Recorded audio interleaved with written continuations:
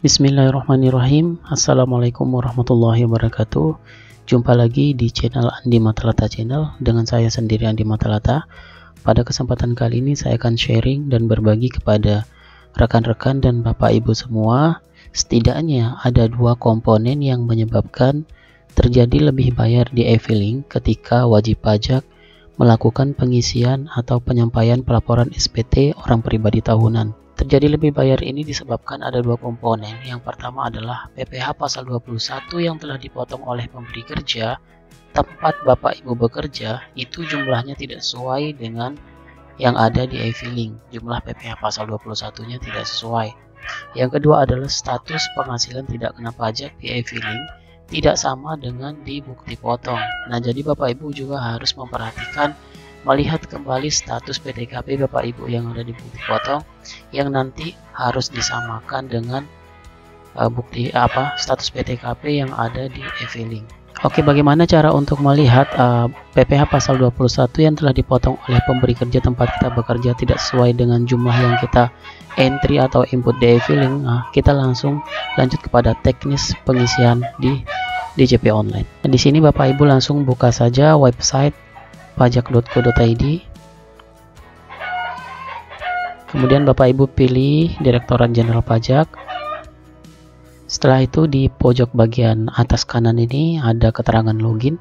Bapak ibu masuk saja di sini. Seperti biasa kita masukkan NPWP.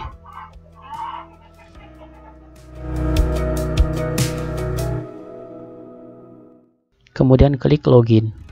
Dan bapak ibu klik pada menu lapor di sini. Klik e-filing, kemudian di sini langsung bapak ibu klik buat SPT. Ini bapak ibu isi saja seperti biasa, tidak dengan panduan. SPT 1770S dengan panduan, diklik di sini. Tahun pajak diisi tahun 2021. Ini akan terisi secara otomatis normal. Kemudian klik selanjutnya. Nah, di sini ya bapak ibu, daftar pemotongan atau pemungutan PPh oleh pihak lain dan PPh yang ditanggung oleh pemerintah. Nah, di sini yang saya sampaikan tadi, kadang-kadang jumlah PPh yang dipotong oleh pemberi kerja tidak sesuai dengan apa yang udah masuk di sini. Kadang-kadang data ini juga terbaca otomatis oleh sistem DJP online atau website DJP online. Maka bapak ibu dapat merubah jumlah PPh-nya di sini apabila tidak sesuai. Contoh, bapak ibu langsung bisa klik bagian tombol tambah di sini.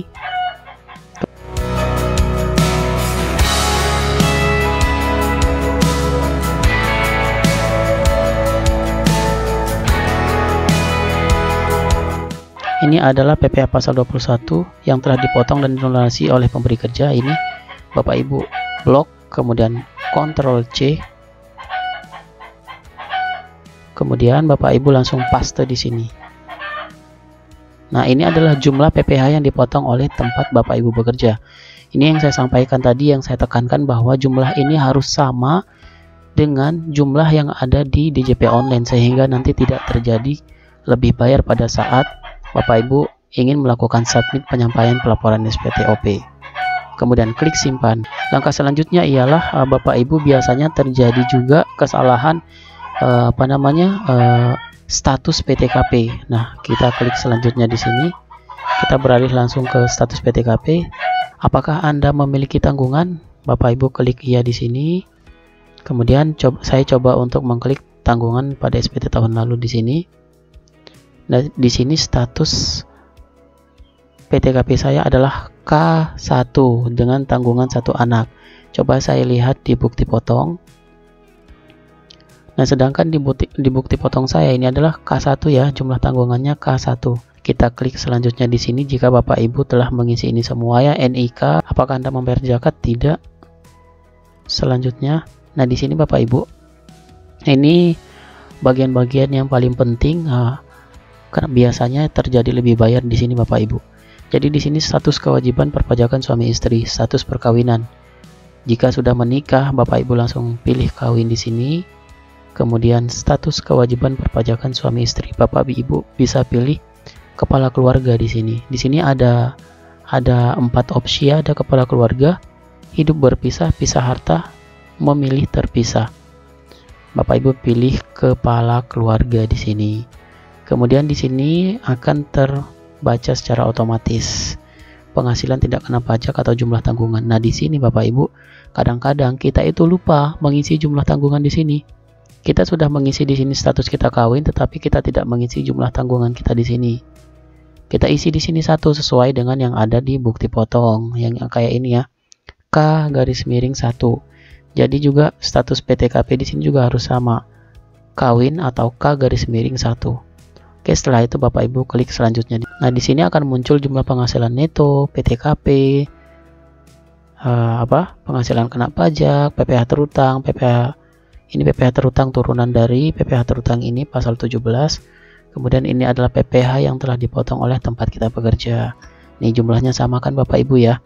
Nah, di sini otomatis akan nihil angkanya, tidak akan terjadi lebih bayar jika Bapak Ibu mengisi jumlah PPh yang dipotong oleh pemberi kerja sama dengan di bukti potong dan mengisi status PTKP sama dengan di bukti potong.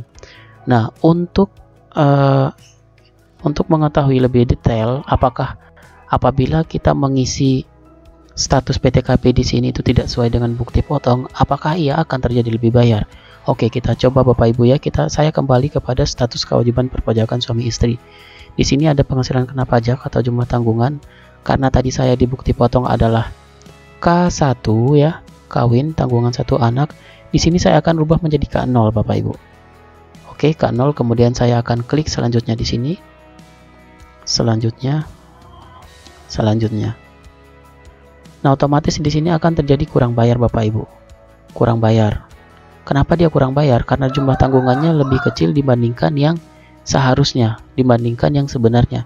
Tadi kan K1 ya, ada tambahan 4.500.000, sedangkan diturunkan menjadi K0 kurang dari 4.500.000, maka terjadi di sini kurang bayar. Padahal saya seharusnya itu nihil Bapak Ibu. Kok saya bisa terjadi kurang bayar?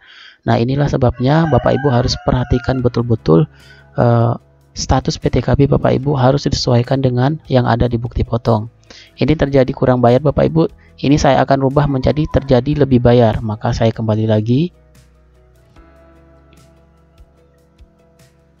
Nah, di sini di jumlah tanggungan ini tadi kan saya rubah 0 ya, padahal kenyataannya saya cuma 1 anak.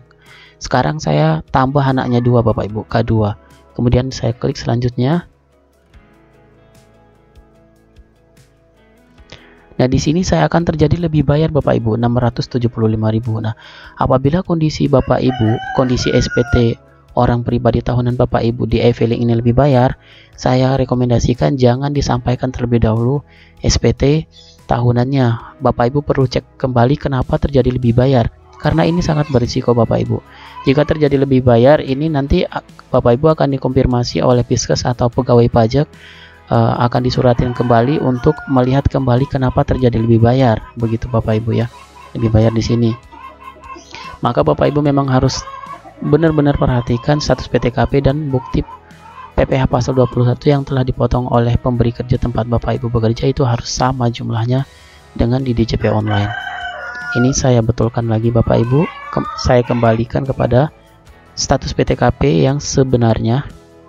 Ini saya rubah lagi menjadi 1. Kemudian selanjutnya, dan di sini akan terjadi nihil Bapak Ibu. Nah, apabila ada kondisinya nihil, maka Bapak Ibu bisa langsung klik langsung pelaporan.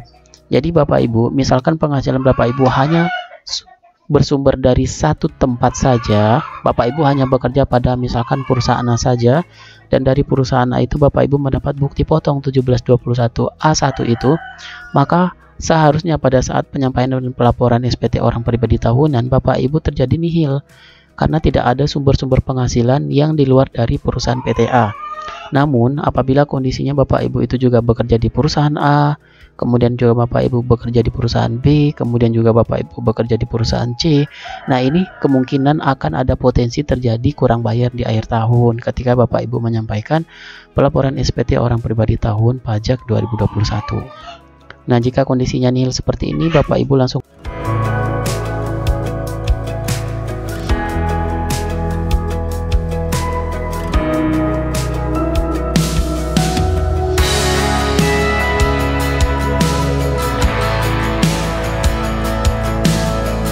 kemudian kita masukkan di sini misalkan ini kode verifikasinya.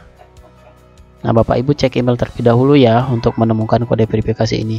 Setelah itu nanti Bapak Ibu langsung klik pada kirim SPT ini. Kemudian setelah itu akan muncul kuesioner apakah bagaimana tanggapan Bapak Ibu menggunakan aplikasi e-filing ini, apakah Bapak Ibu puas atau tidak. Mungkin hanya itu dulu yang dapat saya sampaikan kepada Bapak Ibu semua, kurang dan lebihnya saya mohon maaf. Wassalamualaikum warahmatullahi wabarakatuh. Terima kasih atas dukungan dan support dari Bapak Ibu semua. Jangan lupa untuk like, komen, dan subscribe channel ini, karena di dalam channel ini banyak sekali informasi-informasi yang dapat membantu dan bermanfaat untuk Bapak Ibu semua.